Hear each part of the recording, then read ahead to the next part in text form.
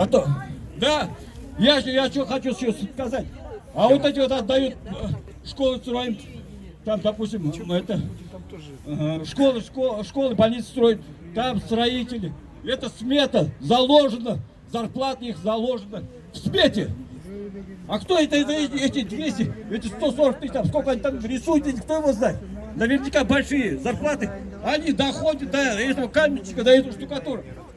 Это надо же смотреть. А? Вот хорошо, вот я вижу вот эти, кто здесь вот, я активно вижу, в интернете всех я видел вас. Молодцы, что откаты. Вот тебя за что ты уволили вот с этого? Потому что откаты не давал. Откаты, тебе на пенсию осталось немножко, да? И за это тебя выкинули. Но это уже ни в какие рамки не лезет. Это твой случай вообще. Да. Это ни в какие рамки не лезет. Это уже все сгнило. Законодательство сгнило. Коррупция во власти. Вот у меня вот трое внуков. Вот это новая городская больница. Я захожу в палату, дочка вот дорожала.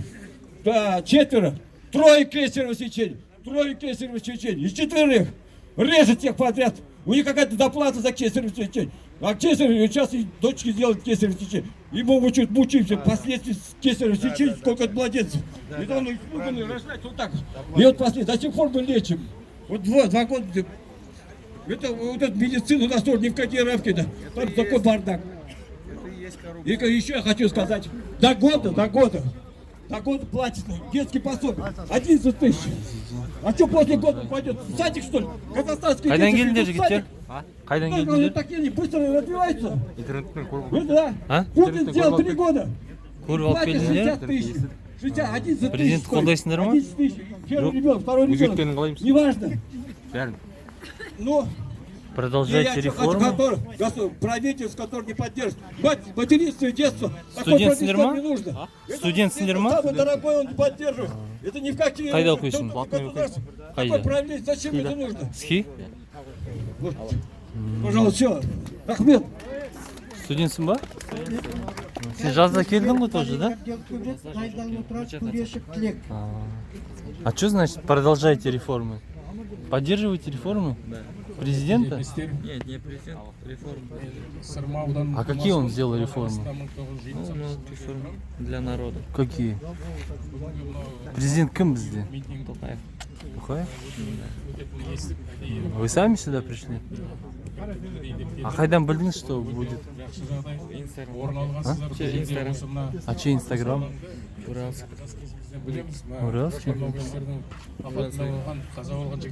Уральск аттаныс. Сонда Сен шығып. қай жерден келіп тұрсың? Студент?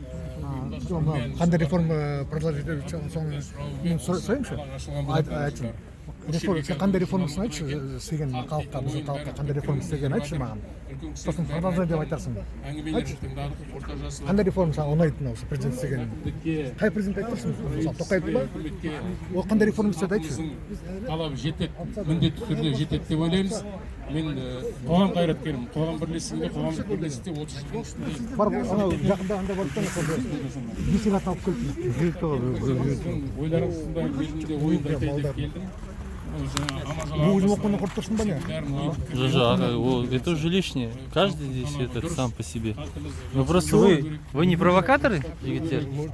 Провокатор не, послали. Қайдан келдіңдер сонымен? Провокатор не. Сен жазда тоже, когда бақылау сайлау алдында келдің ғой, да? Не показывают. Точно? Ертең мынау. Ты очень похож. Ауысады ма? Жүйе ауысады. Өзіне жатып қалады. Потому что біздің қалай тұрады. Судя по всему, провокаторы. Қандай ол дейтін біздің жақсы реформа пенсионный реформа Очень прискорбно. жас культура пайда. Я мысалы, Жылдардың ішінде ол кезде милиция деп атады, милиция қызметкерлерінің жұмыстарының беделі совсем түсіп кеткен болатын сол кезде. Соны көзімізбен көргенбіз. Көшеде қанша проблемалар болған. Вот 2000 жылдан бері бастап қазір милиция полиция қызметкерлерінің жұмыстарының деңгейі жақсарды. Сондықтан ойлаймын, біздер мысалға ауырып қалсақ, баяғыда 01, 02, 03 деп есептік қазір 101, 102, 103 деп қатты болып кетті. Потише сделай чуть, оператор. Чуть потише. қазірде 101, 102, 103 сондықтан біздер науқастанып қалып жатсақ скорый шақыртамыз, пожарный шақыртамыз. Вот бір жағдайлар болып қалып жатса да полиция қызметкерлерін шақыртамыз, ол бастан өтетін нәрсе ғой. Сондықтан кейбір адамдар өте қатты сынға алып жатыр полиция қызметкерлерін, ол жерде істеп жүргенде қызметкерлердің талайы өзіміздің қара көздер. Сондықтан ойлаймын, полиция қызметкерлерінің жұмыстарында қолдауымыз керек. Қазір жол апаты көбейіп кетті деп айтамыз. Жол апаты көбейіп кетті себебі өзімізде көлік айдап жүреміз.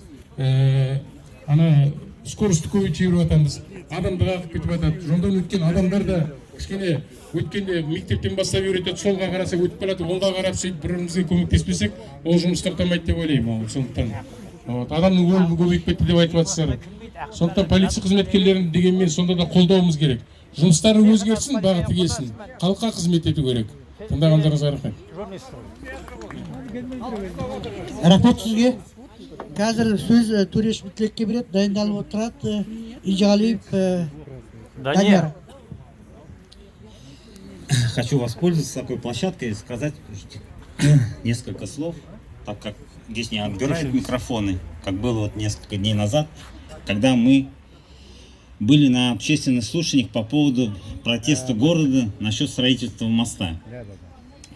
Я считаю, что то, что сейчас сделал акимат в городе, вот со строительством этого моста, это вопиющая безнаказанность, потому что они настроили людей города, то есть Зачаганска и города Уральска, против, на основании того, что стали это приводить доводы, что этот мост нужен, что этот мост там какие-то в будущем, какие-то от него будут больше перспективы. Хотя я вам могу сказать, что если они хотят построить в Зачаганске такой англомерат большой, на 75 или там 100 тысяч, это, конечно, право их. Строить это нужно делать. Но надо учитывать то, что если они там строят такой конгломерат, они должны там сделать все инфраструктуру. То есть построить эти школы, сады, пожарные части, скорые, чтобы люди там могли этим пользоваться и не ездить в этот центр города и через город и создавать здесь пробки. Поэтому и призываю всех граждан города не останавливаться. И вот это то, что они хотят нам этот навязать мост и проталкивают его любыми способами, чтобы они, власти, немножко одумались. И эти деньги, которые они хотят на этот мост, они пустили на более благие дела. Строят школы, садики. Всем известно, что вот рядом, который в поселках есть с городом, там даже садиков нету. Нету садов. Люди вынуждены оттуда возить сюда в город детей. И вот это такая проблема у всех создается. Люди хотят тоже, которые там живут, и в Зачаганске, и в других поселках рядом, они тоже хотят, чтобы было нормально. Они, естественно, чтобы ходили в школу дети нормальные, в садики, и у них там поликлиники были. А те доводы, которые они приводят, акимат, это они неправильно делают. Потому что, когда они строят, вот, построили детскую больницу туда, в Зачаганск, туда увели его, и все с города 6, 7, 9 микрорайонов возят туда детей. Никто же не возмущается, не говорят, что это неправильно или там это плохо сделано. Люди, потому что должны понимать, к чему все это относиться. Дальше, потом еще хочу сказать. Поэтому я прошу, чтобы люди... Подальше. Чтобы люди немножко поняли, что мы не против того там, и мы не хотим друг на друга там нападать или что-то там создавать, какие-то эти общественные там противостояния. Нет, просто люди должны понимать, что если они там живут, они должны сами своими и теми же призывами акимату и госорганам, чтобы они тоже там создавали им условия. Правильно. Так, потом еще вот что хочу сказать. На этих слушаниях там одна депутатша меня спрашивает. У меня, это всегда у нас так происходит. Она меня спрашивает: вы оппозиционер? Я ей говорю: нет, я не оппозиционер, я патриот. Все, что я делаю в своей жизни, я делаю только для Казахстана и для своего народа, как стараюсь, как могу делаю. Я ей говорю: если вы до такого возраста дожили и не понимаете, не можете отличить свою оппозицию от патриота, то я вам ей объяснял и разъясняю. И хочу вот сейчас сказать тоже. В моем понимании оппозиция — это те... Вот я специально не говорю никогда, стараюсь не говорить, что госорганы, там всегда говорю так, или там акимат, госорганы, никогда не говорю, что это власть. Власть у нас в Казахстане принадлежит народу. И если оппозиция, она не может быть к народу. Она, оппозиция, может быть только к этим госорганам. госорганы вот как раз и создают оппозицию против народа и против власти. Власть есть этот народ, то и они и делают это. И получается, у нас эти госорганы, они как раз и есть оппозиция к народу. Я хочу, чтобы они, эти госорганы, тоже это поняли. И никогда вот этим не пренебрегали и не говорили вот этим людям, что вот они оппозиционеры или еще кто-то. И немножко изменили свое понятие. Потом, теперь еще хочу, мне много хотелось бы сказать, конечно, такая площадка говорить. Вот теперь по поводу, я сам вот индивидуальный предприниматель, всю жизнь занимался и работал тоже, потом занимался предпринимательством. Хочу сказать, что все вот эти, которые законы принимаются, вот за 25 сколько лет, я вот 16 года я уже приостановил деятельность, потому что я понял, что с такими законами, которые принимают у нас в стране, вообще невозможно заниматься предпринимательством. За 25 лет, которые я занимаюсь предпринимательством, я ни разу не видел ни одного закона, который был бы в поддержку предпринимательства. Они делают законы, которые они, наоборот, противоречат. Вот даже взять пример хотя бы единый совокупный платеж. Они понимают, что сейчас страна входит в кризис, может быть рецессия, людей нету, ну не то что там это, ну и предприниматели тоже, конечно, это все коснется. Поэтому они вот эти вводят единый совокупный платеж, ввели, чтобы люди немножко могли заниматься чем-то своим. Но при этом они начинают их еще и какие-то рамки загонять. То есть надо вводить вот эти счетчики там, это как его, да, кассового аппарата, которые должны эту отчетность давать туда в налоговую. При этом еще тут же делают закон, что надо освободить бизнес от этого, от налогов.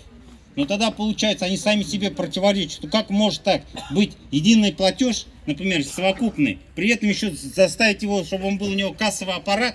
Это же нереально, это неправильно. Если они освобождают предпринимателей от налогов, то тогда и не надо их эти аппараты, чтобы заставлять, чтобы они были. Они уже дошли до того, что уже такие мелкие там таксисты, швеи, всех заставляют эти ставить аппараты.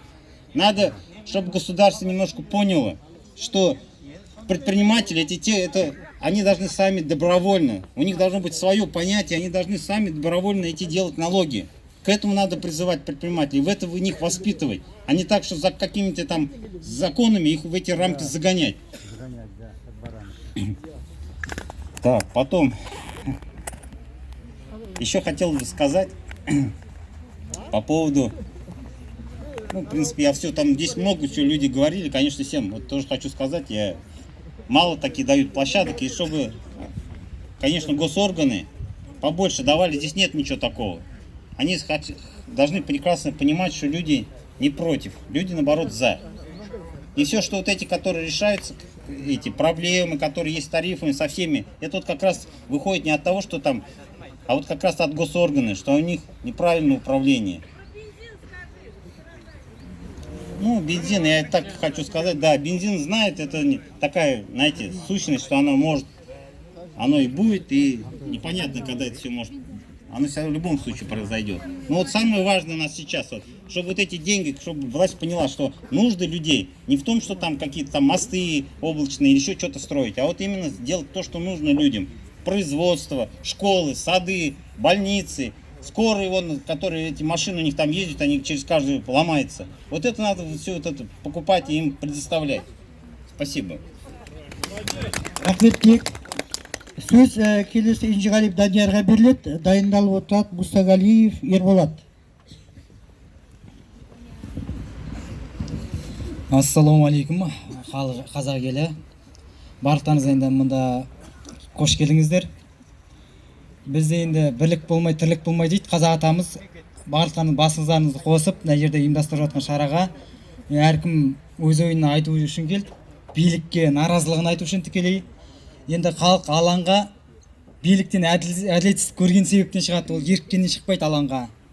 Өйткені қазір барлықтарының бастарыңызда бір мәселе бар. Оны билік тарапынан ешқандай қолдау жоқ, шешілмейді. Сол себептен не істейсіздер, алаңға шығасыздар, әділдік талап етіп, заңды талап етіп.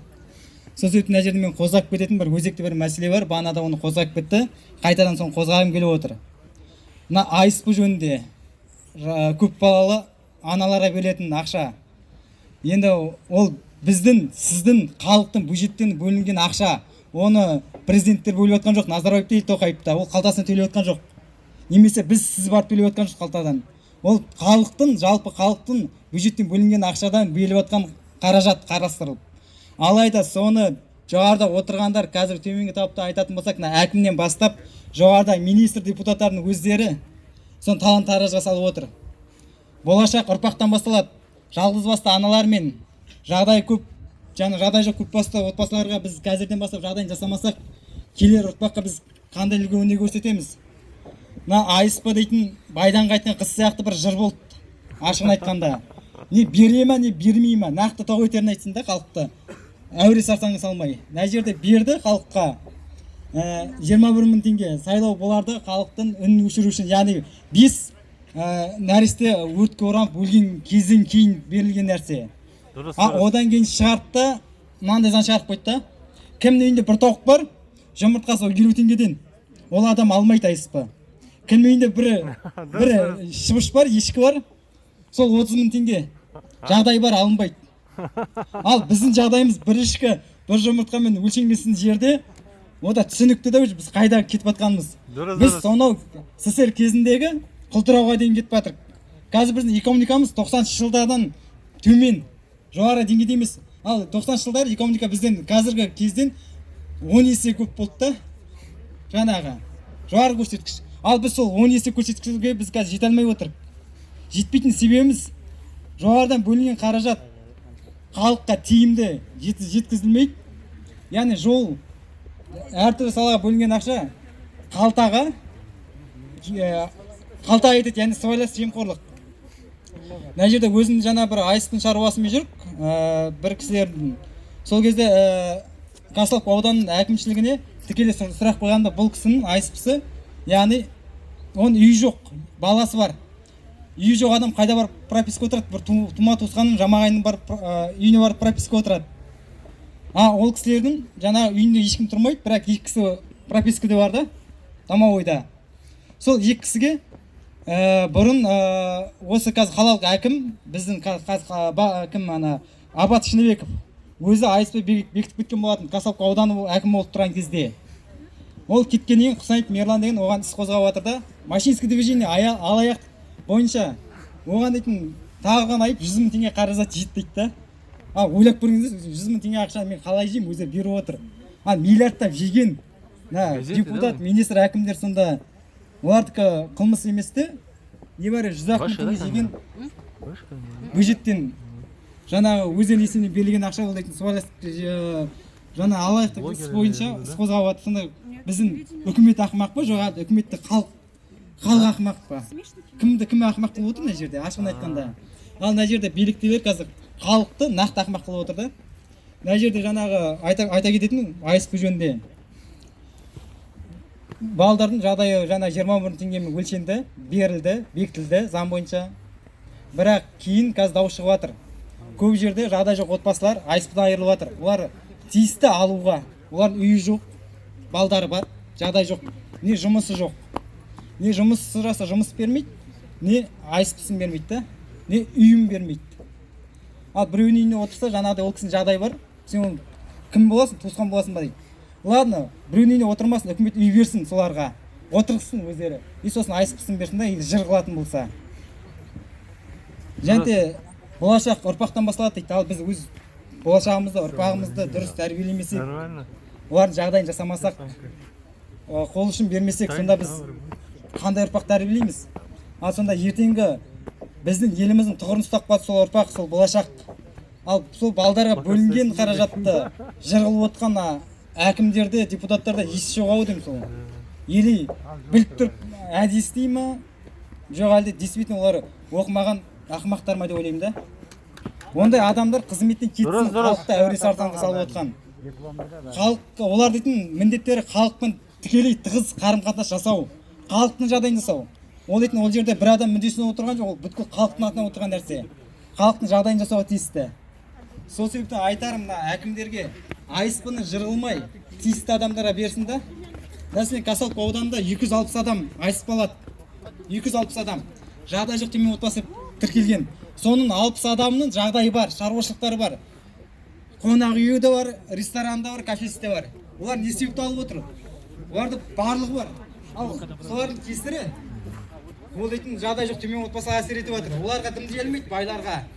Өйткені коррупция, бірі отырыста бір жерде ас жеп баш жеп отқан адамдар оларға алдап айтады, ал біз сияқты қарапайым адамдарға сыра салады да қарап отырады. Өндіріп бер, болды, бермесең сотталасың дейді. Дәл осындай жағдай Казталов көтеде, Ажайық ауданында да, Жымпайты Сырым ауданында болып жатыр. Жалғызбасты ана кім сотталып жатқан? Жалғызбасты ана. Не болды? Не жағдай болды? Яғни үкіметтен заңсыз мөлшерде ақша алды дейді. Ал сонда дейтін оны комиссия не істеп отыр? Жағдайын келіп қарап тексермей ма? Сол себептен айтарым, мына жерде внутренний политиктер жүр, мына жерде әкімнің аппараттық қызметкерлері жүр. Тығылып пысып. Ашығын айтқанда, олар халық үшін жұмыс істесін. Бізге олардың талап ететін жағдай жаңа халық үшін, және айыспын жырғылмай, нақты бере ме, бермей ме соны шешсін. Және жағдай жоқ төмен отбасы қудалап, соттаудың да қажеті жоқ. Сотталатындары жоғарыда отқан әкімдер, оның қасында қарамағындағы орынбасарлар, олар жауапқа тартылсын. Яғни халықпен тығыз қарым-қатынас жасай алмаған үшін, және жұмыстарын немқұрайлы қараған үшін. Рахмет, Данияр. Мына жерде забытая реплика бар, делегат. Спасибо. Еще хотел бы сказать вот насчет по поводу, я являюсь членом правления городского общества садоводов-огородников, и у нас такая проблема тоже. Хотелось бы сказать, чтобы акимат города обратил внимание на эти садоводческие товарищества, которые проблема у нас уже годами длится, даже десятилетиями, никак не решаются. То есть дороги, свет. Вот мы сколько раз обращались к городскому акимату и РЭКу, чтобы они взяли на баланс садоводческого общества по электроснабжению. Потому что все проблемы, которые находятся в садоводческом обществе, вот именно люди, что им вынуждены вот от неуплаты света, их отключают, особенно в зимние периоды. Потом происходит, что когда просят их в зимний период почистить дороги, акимат, как бы старается от этого уходить и говорит, что у этой люди проблемы ихние. Людей сами пускай нанимают технику, убирают, хотя эти все садоводческие общества находятся в границах города, как бы относятся к городу. Поэтому там сейчас очень много проживающих. Вот даже тот же разговор насчет Зачаганска, где там проживает садоводческое товарищество, там около 10 тысяч населения. И они тоже всегда страдают от этого, что нет у них там дорог, и постоянно у них там вот эти проблемы. И люди оттуда обращаются тоже и в садоводческие, и в акиматы, везде. Вот такая тоже есть проблема. И хотелось бы, чтобы акимат вот этот вопрос немножко быстрее поднял. Насчет перевода на баланс вот этих сетей электро, которые, я не знаю, по каким мотивам, они отказываются, говорят, что там изношенные сети. Хотя вот последние были статистика от РЭКа, они говорили, что в городе даже 80% изношенных сетей. Хотя те сети, которые находятся в садоводческом товаре, они в более хорошем состоянии. Их можно тоже также принять на баланс. Спасибо. Рахмет. Қазір сөз Мұстағалиев Ерболатқа беріледі, дайындалып отырады Утебаев Бекболат. Құрметті қалайық, бәріміз ауырып жатқан кісі, ауруын жасырған кісі ауруын өледі дейді ғой, сол себепті жаңағы бәріміз ауырып жатқан жеріміз айтайық деп келген бақыт неміз бар, жөніміз бар. Ал енді бәріміз білеміз, мадан бері бірталай әңгімелерді айтылды. Енді айтайын дегенім, жалпы біздің Қазақстанда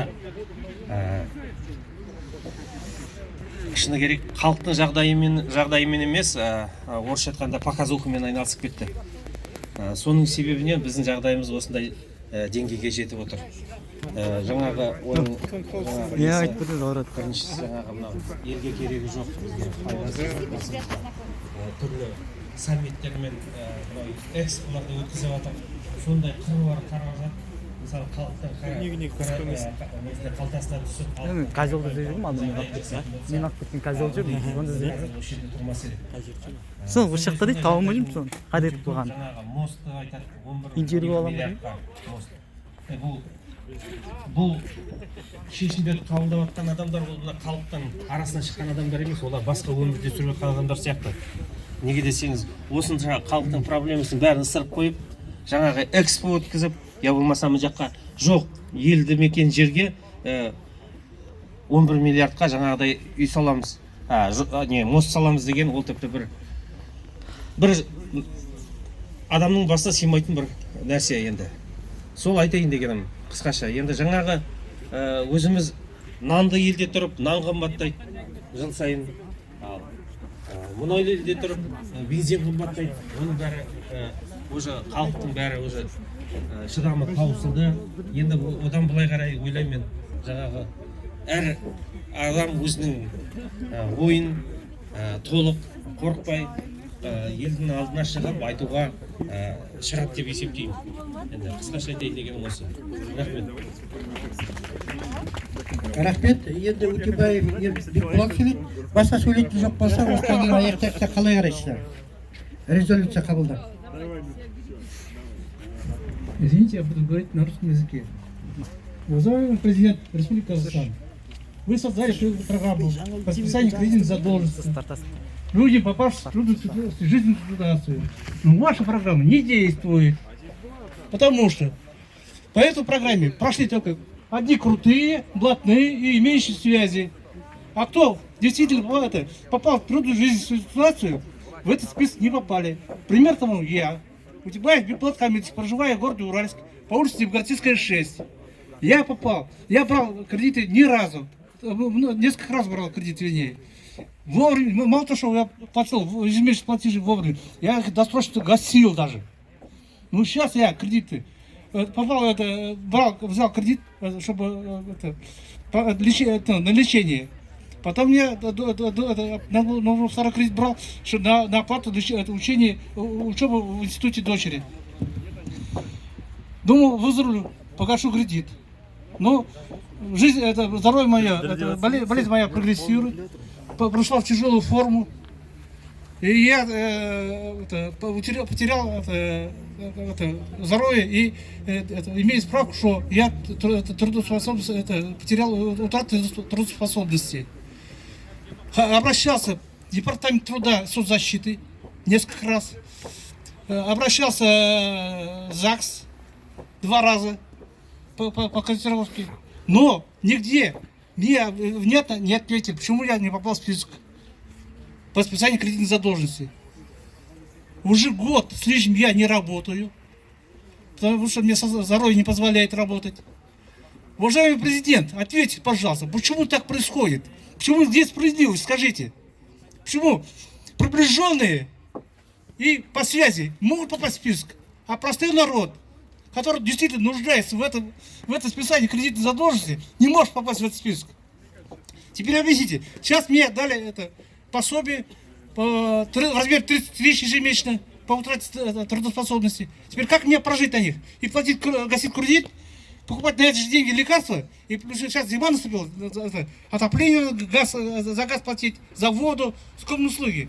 Как прожить мне, скажите? Я так целый год со своей семьей, у меня 2 дочери, и я, жена моя. С прошлого года без хлеба сидели. Потому что адрес социальной помощи нам отказывали. Говорят, я не говорю, дома лежал больной. Только у меня супруг работал на полставки техничкой. Дочка моя, инвалид детства, 30 тысяч пособие. Жена моя, 36 тысяч. Зарплата ее до полставки технички, потому что она за дочку пошла, бежала полы мыть. Мы жили до 66 тысяч, без хлеба проживали. Ходили в сон. Нам чиновники, знаете, что сказали? Пускай ваши дочери, 2 дочери, бросают учиться и идут работать. А в моем адрес сказали, пускай бросает болеть и идет работать. Как я должен работать, скажите, президент? Для кого создали эту программу? Если вы президент, отвечайте за свои слова. Сколько ты можешь терпеть народу? Теперь я скажу правду. Есть у нас центральное телевидение, журналисты? Есть, да? Покажите, пожалуйста. Я вам сейчас скажу, у нас какая свобода слова есть и демократия. Сейчас скажу, я Назарбаеву всю правду. За 30 лет его существования, за 30 лет его правления.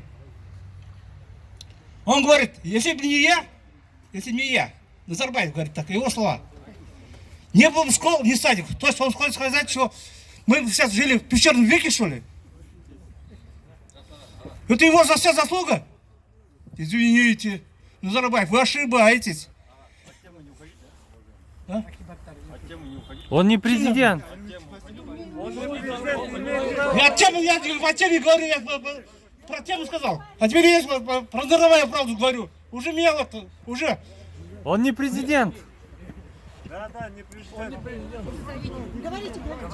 Он меня сбил. Назарбаев, что сделал для государства, скажите?